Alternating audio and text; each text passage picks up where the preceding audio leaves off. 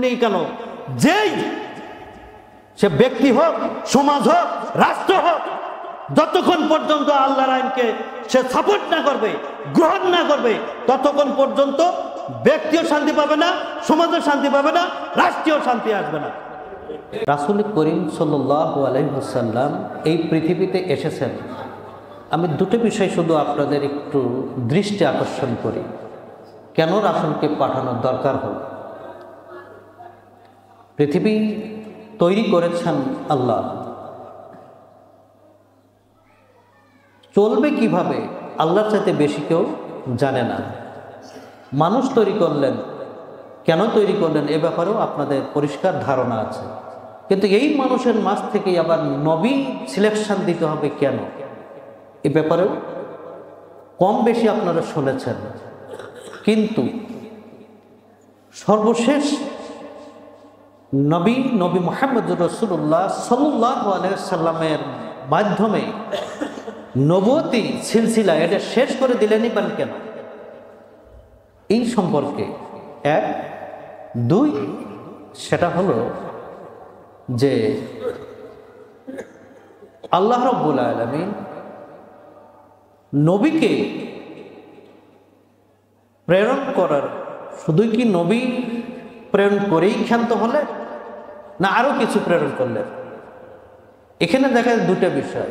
নবী যখন তিনি প্রেরণ করেছেন, সিলেকশন দিয়েছেন, পাশাপাশি আর একটা জিনিস তিনি দিয়েছেন, তার নাম কোরআনুল কারীম। বলেন সুবহানাল্লাহ। তাহলে যে পৃথিবীতে নবীর আগমন, সেইখানে নবীর আসার প্রয়োজনীয়তা এবং কিতাবের প্রয়োজনীয়তা কেন, এই দুটো প্রশ্ন সামনে রেখে আমি ওইটুকুই বলবো, শুধু আজকে সময় অত হবে না। রাসূল করিম সাল্লাল্লাহু আলাইহি সাল্লাম যখন পৃথিবীতে আসেন, তার আগে ওই পরিবেশটা কেমন ছিল, এটা যদি আমরা অনুধাবন করতে পারি, তাহলে রাসূলের আগমন কেন প্রয়োজন এটাও আমরা বুঝতে পারবো এবং আমাদের ধারণা পরিষ্কার হয়ে যাবে, তাই না? সেই সময় কেমন ছিল, রাসূল করিম সাল্লাল্লাহু আলাইহি সাল্লাম আসার আগে কেমন ছিল একটু বলে নেই। পৃথিবীতে মানুষ আসার ইতিহাস এটা না জানালে, আদম থেকে যে শুরু হয়েছে এটা তো ঠিক, কত শো বছর আগে, কত হাজার বছর আগে, এটা আমরা নাই বলি।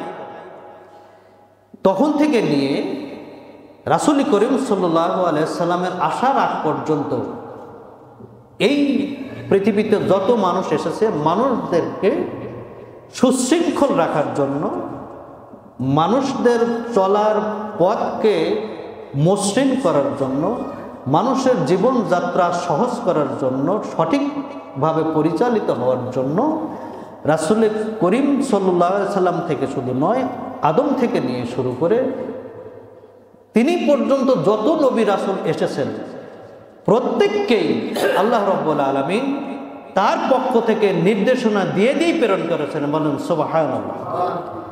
প্রথম থেকে শুরু করি, দেখুন আদম আলাইহিস সালামকে যখন পাঠালেন, তাকে শুধুই ব্যক্তি হিসাবে যে পাঠিয়েছেন তা শুধু নয়, তার পিছনেও তিনি ওই একই ধরনের কিতাব তিনিও প্রেরণ করেছেন। সেখানে তিনি কোরআনুল কারিমে এভাবে ঘোষণা করেছেন যে কুল নাহবিতু মিনহা জামিআ, তোমরা এখান থেকে নেমে যাও। ফাইম্মা ইয়াতিয়ান্নাকুম মিন্নি হুদান ফামান তাবিআ হুদায়া ফালা খাউফুন আলাইহিম ওয়ালা হুম ইয়াহজানুন। আদম আলাইহিস সালামকে প্রথম নবী, মানে প্রথম মানুষ, তাকেই যখন আল্লাহ রাব্বুল আলামিন পৃথিবীতে প্রেরণ করলেন, প্রেরণ করার সাথে সাথে বললেন তুমি এখান থেকে নেমে যাও, পৃথিবীতে যাও, সেখানে যে তুমি আমি যে কিতাবগুলো দেব, আমি যে নির্দেশনা দেব, আমি যে আদেশ দেব, আমার যে থাকবে, সেই অনুযায়ী যে বা যারাই ওই কিতাবকে অনুসরণ করে চলবে, তাদের কোনো ভয়ও নাই, তাদের কোনো দুশ্চিন্তার কারণ নাই, তারা কখনো ক্ষতিগ্রস্ত হবে না। বলেন সুবহানাল্লাহ।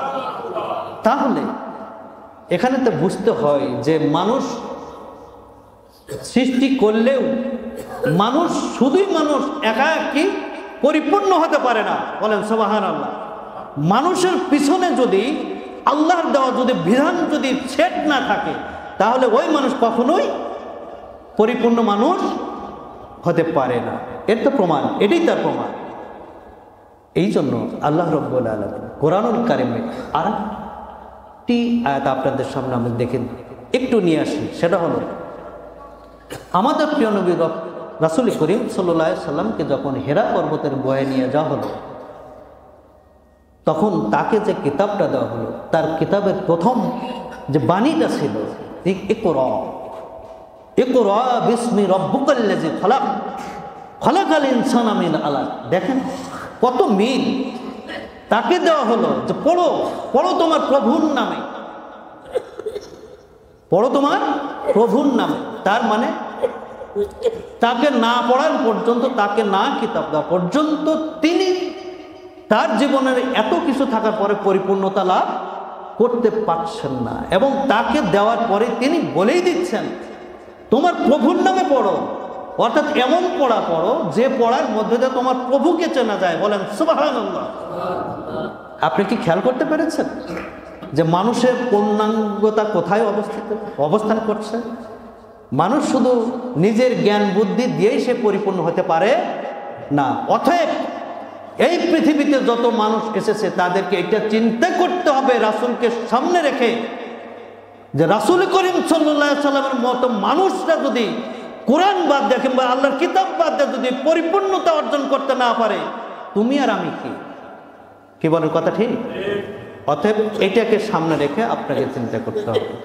তো আমি যে কথাটা বলতেছিলাম, রাসূল করিম সাল্লাল্লাহু আলাইহি সাল্লাম যে সমাজে এসেছেন, সেই সমাজের আগের সমাজটা কেমন ছিল, সেই সমাজের ভৌগোলিক অবস্থান কেমন ছিল, তার সামাজিক অবস্থানটা কেমন ছিল, রাজনৈতিক অবস্থানটা কেমন ছিল, ধর্মীয় অনুষ্ঠানটা কেমন ছিল, সাংস্কৃতিক অবস্থাটা কেমন ছিল।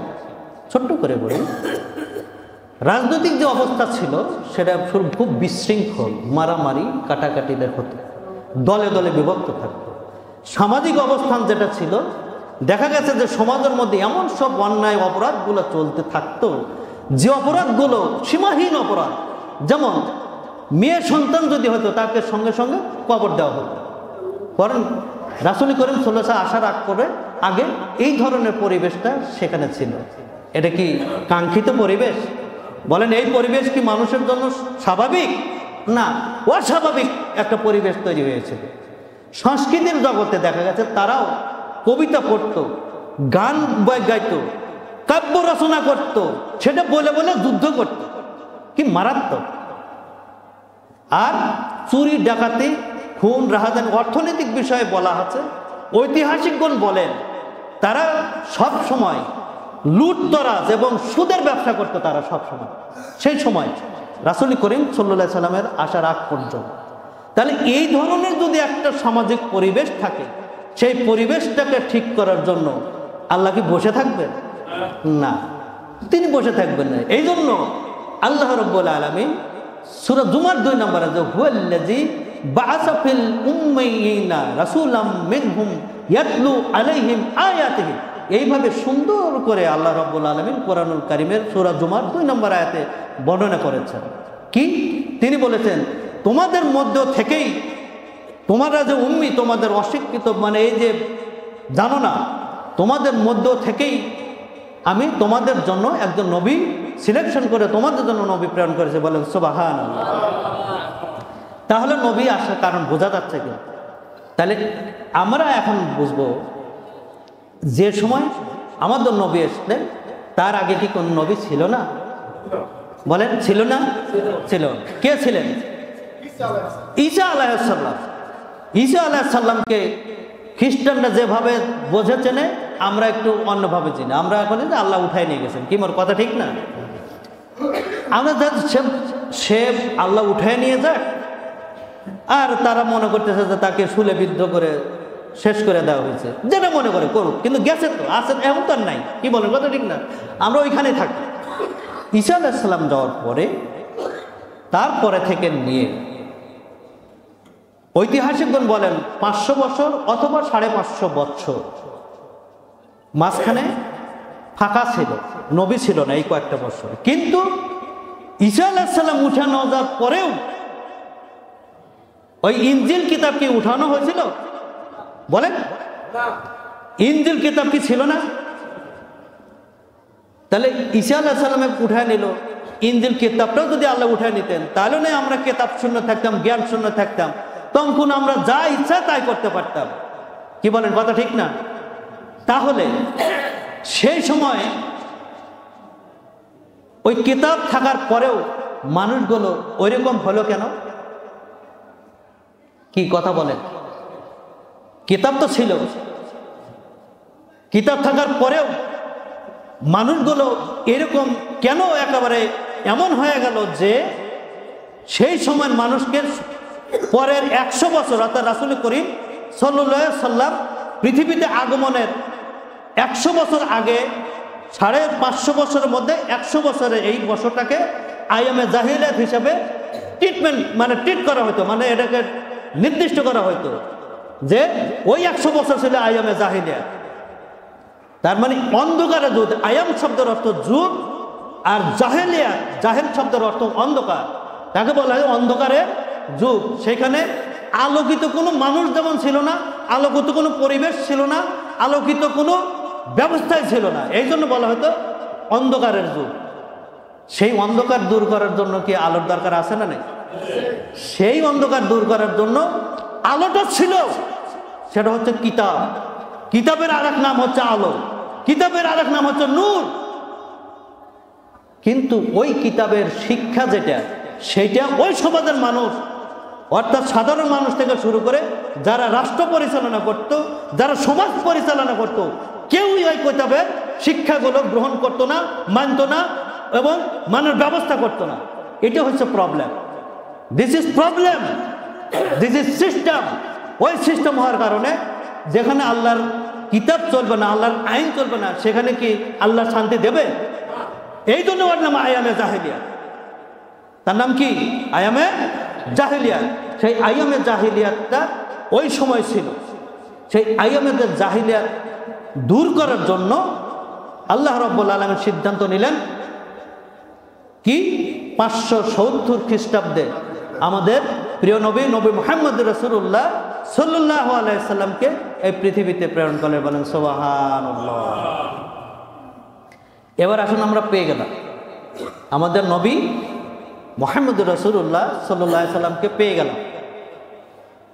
এবার আসেন রাসূল করিম সাল্লাল্লাহু আলাইহি সাল্লাম জীবন শুরু থেকে তার নবুয়তের আগ পর্যন্ত একটা জীবন আছে না নাই?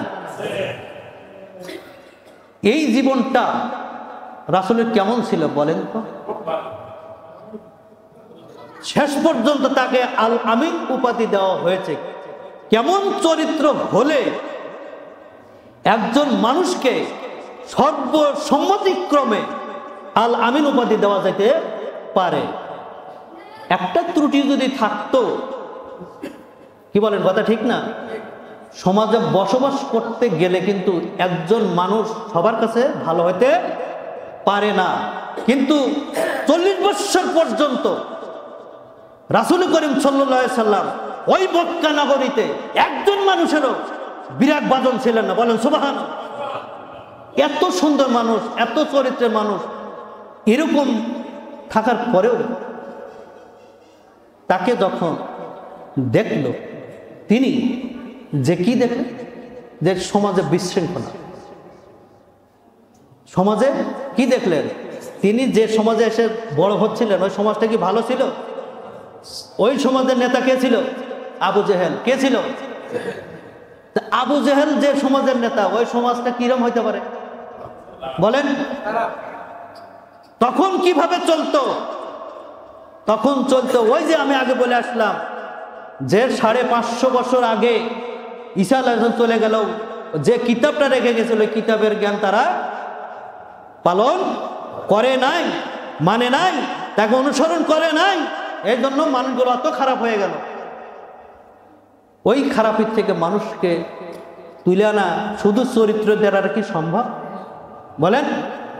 রাসূল করিম সাল্লাল্লাহু আলাইহি ওয়াসাল্লাম চরিত্রের দিক থেকে যে মধু, ওইরকম চরিত্র মানুষ পৃথিবীতে আমানতদারের দিক থেকে দেখছেন শ্রেষ্ঠ আমানতদার, তার বিরুদ্ধে কোনো ইয়া ছিল না, তারপরেও তিনি চেষ্টা করেছেন হিলফুল ফুজুল গঠন করে নিয়ে অনেক দিন পর্যন্ত মানে 17 বছর বয়সে থেকে শুরু করেছেন উনি সমাজের কিছু ভালো ভালো কাজ করার জন্য।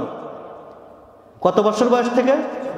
17 বছর বয়স থেকে তিনি ভালো ভালো কিছু কাজ করার জন্য তিনি চেষ্টা চালিয়ে যাচ্ছেন যে এই সমাজের অনাচার, অবিচার, দুরাচার এটা দূর করা যায় কিভাবে। এই চেষ্টা করতে করতে করতে করতে 23টি বছর তিনি এই তার চরিত্র দিয়ে, তার কথা দিয়ে, তার মাধুর্যতা দিয়ে, তার আমানতদারি দিয়ে চেষ্টা করেছেন সমাজের প্রত্যেকটা মানুষকে ভালো করার জন্য। কিন্তু তা কি সম্ভব হয়েছে? হলো না। তিনি বিচলিত হয়ে গেলেন যে এই মানুষগুলো কিভাবে ভালো হয়।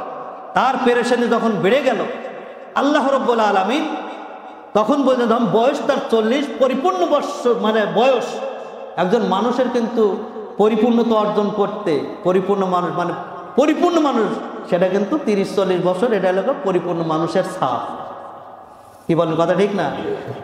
যুবক থেকে বৃদ্ধ থেকে, আর 40-এর পরে থেকে বৃদ্ধ হওয়া কি, তিনি একদম তখন পরিপূর্ণ একজন মানুষ। চিন্তার জগতে যখন তার মানে পরিপূর্ণতা এসে গেল, এখন বাকি কি আছে?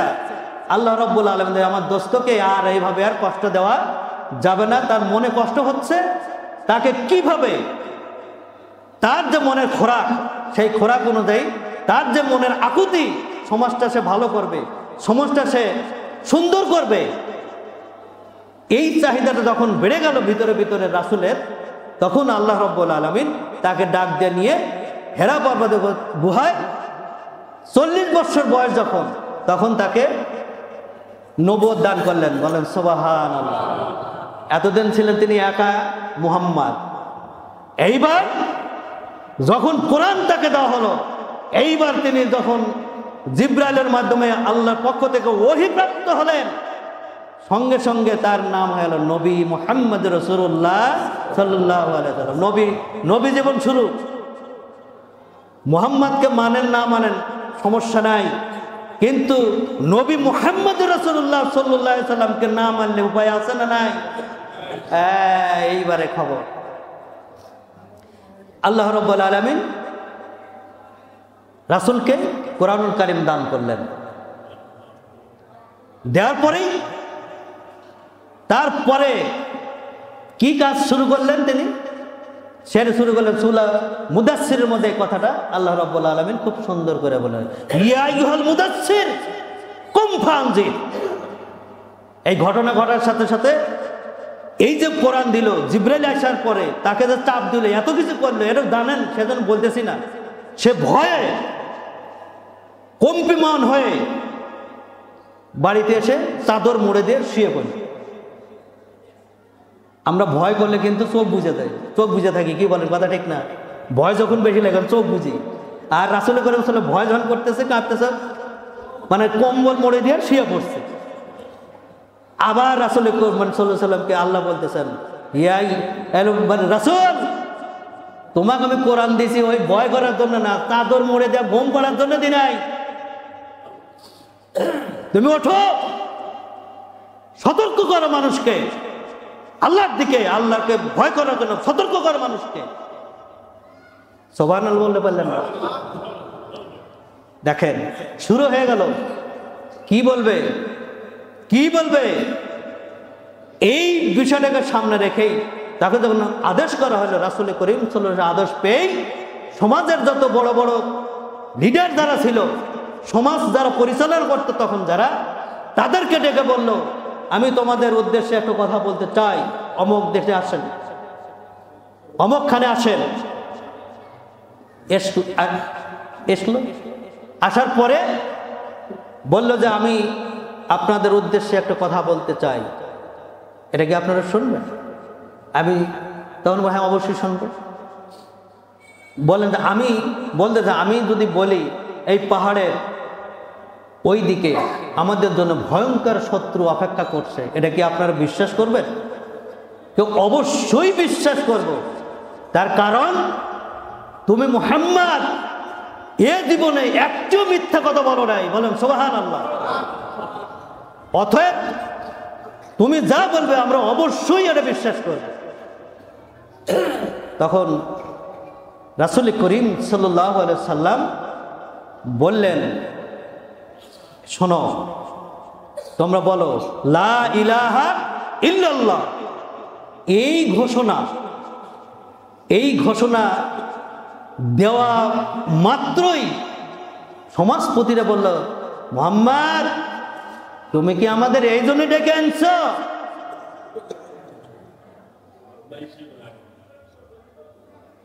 দেখেন, কিছুক্ষণ আগে বলে তুমি মিথ্যা বলতে পারো না, আর এই যে বলছে তখন তাকে ধ্বংস হও, তুমি ধ্বংস হও, এই কথা সমাজপতিরা বলা শুরু করে দিল এবং তুচ্ছ তাচ্ছিল্য করে তার সাথে খারাপ আচরণ করা শুরু করে দিল। বলেন তো, সে কি মুহাম্মাদের সাথে এই খারাপ আচরণ মুহাম্মাদের সাথে করলো না আল্লাহর ওই আয়াতের সাথে করলো? সে কি মুহাম্মাদের সাথে করছে না নবীর সাথে করছে? নবীর সাথে করা শুরু হয়ে গেল। তাহলে বোঝা গেল যে ওদের বিরোধিতা মুহাম্মাদের সাথে ছিল না, ওদের বিরোধিতা ছিল স্বয়ং আল্লাহ পাকের সাথে, আল্লাহর আয়াতের সাথে, আল্লাহর আইনের সাথে। মানে আল্লাহর যে আইন যে দেওয়া হয়েছে ওরা বুঝতে পারছে যে লা ইলাহা ইল্লাল্লাহ এর মানে কি। আমরা তো এটা দিয়ে হলো ভিক্ষা করি, ফকিররা এসে এখানে লা ইলাহা ইল্লাল্লাহ মুহাম্মাদুর রাসূলুল্লাহ মা সকল ভিক্ষা দেন। দেখ কোন কি আয়াতটার হলো অর্থ কি? এটা বিপ্লবী একটা কালেমা, এরা বানাইছে কি ভিক্ষার জন্য। কি সাংঘাতিক ব্যাপার! এই আয়াত কিংবা এই কালেমা ওইখানকার যারা রাষ্ট্রপ্রধান ছিল তারা বোঝার সাথে সাথে রাসূল করিম সাল্লাল্লাহু আলাইহি সাল্লামের বিরুদ্ধাচরণ করা শুরু করে দিল। আর তাহলে বোঝা গেল ওরা রাসূলের আইন নীতির বিরোধী ছিল না, ছিল হলো আল্লাহ আইনের বিরুদ্ধে। তো আল্লাহর আইনের বিরোধিতা করে আল্লাহর জমিনে শান্তি আনতে পারবেন এইরকম রাসূল পারে নাই। আর এই পৃথিবীতে এমন কোন ব্যক্তি আছেন যে তিনি পারবেন? রাসূল নিজে পারে নাই ভাই। ইতিহাস পড়ে দেখেন, নিজের চেষ্টাতে শান্তি আনা যায়। শান্তির জন্য দরকার আল্লাহর সাহায্য, আল্লাহর বিধান, আল্লাহর আইন।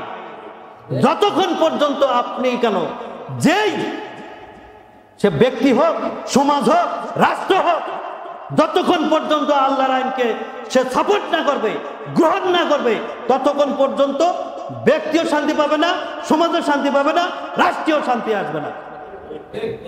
গ্রহণ করতে হবে। আপনি যদি শান্তি চান আপনাকে আল্লাহর আইন গ্রহণ করতে হবে। সমাজে যদি শান্তি চান সমাজকেও আল্লাহর আইনের দিকে ফিরে যেতে হবে। রাষ্ট্র যদি শান্তি চান আল্লাহর আইন বাদ দেয় এমন কোন ব্যাককেল আছে, এমন কোন নেতা আছে যে তার আইন দিয়ে তুমি চালাও? এখানে নবী রাসূলদের আসার উদ্দেশ্য কি? উদ্দেশ্য হচ্ছে একটাই, সেটা হলো মানুষ যখন মানুষের গোলামি করে ওই মানুষগুলোকে ওই গোলাম থেকে ফিরে নিয়ে এসে আল্লাহর গোলামে রূপান্তরিত করবে। সুবহানাল্লাহ। এটা হচ্ছে নবী রাসূলদের আসল কাজ। নবী রাসূলদের যদি এই কাজ যদি হয় তাহলে আপনি যদি গোলাম হতে চান, গোলাম হতে চান, গোলাম হয়ে থাকতে চান, তাহলে কি আল্লাহর আইন লাগবে না? এই জন্য আপনাদের কাছে আমার উদাত্ত আহ্বান যেটা, সেটা হলো আজকের এই মসজিদে আমরা এখানে যে অনুষ্ঠান আদি করছি, এই অনুষ্ঠান সার্থক হবে, সুন্দর হবে যদি অন্য কোনো বিষয় বলছি না, আপনারা অন্য কোনো আইনের কথা আমি বলছি না, আল্লাহর আইনের দিকে আপনাদের সকলেই যদি ফিরে আসেন, এই আল্লাহর ঘর মসজিদে বসে আল্লাহর আইনের কথা আপনাকে বলতে হবে, আল্লাহর আইনের বিষয়ে আপনাকে ভাবতে হবে, চিন্তা করতে হবে, ওটা নিয়ে আপনার চলতে হবে, আপনার সমাজ চালাতে হবে, ওটা নিয়েই আপনার রাষ্ট্র চালাতে হবে। আপনার রাজি আছেন নাকি বলেন, সেটা বলেন। তাহলে এই আয়োজন সার্থক। না হলে এত সুন্দর টাইলস করে ই করে লাভ আছে? এখানে যদি আল্লাহর আইনে যদি চালু না করতে পারেন লাভ আছে আপনার? শেষে একটি কথা বলে আমি শেষ করি, সেটা হলো যে এই ঘরটা তৈরি করছেন কে? আপনারা? এই যে ইট দিচ্ছেন, যা কিছু করছেন, আপনারা দিচ্ছেন না? সহযোগিতা আপনারা করছেন না? তৈরি করতেছেন না আপনারা? আর নাম হইতেছে কি? কার ঘর? আরে আপনারা তো ইট দিচ্ছেন, ওই করছেন, আর নাম হচ্ছে কার? বানাইতেছেন আপনারা, হচ্ছে কার? আল্লাহ। তো আল্লাহ রাব্বুল আলামিন এই কাজের জন্য পুরস্কার হিসাবে তিনিও জান্নাতে ঘর বানাচ্ছেন, ওটা কার? বিনিময় আছে না নাই? বিনিময় আছে না নাই? আপনি বানাইতেছেন, আল্লাহর হচ্ছে, আর আল্লাহ বানাইতেছে আপনাদের জন্য হবে। বলেন সুবহানাল্লাহ। তা সেই কাজে অংশগ্রহণ করার উদাত্ত আহ্বান জানিয়ে আমি আমার আজকের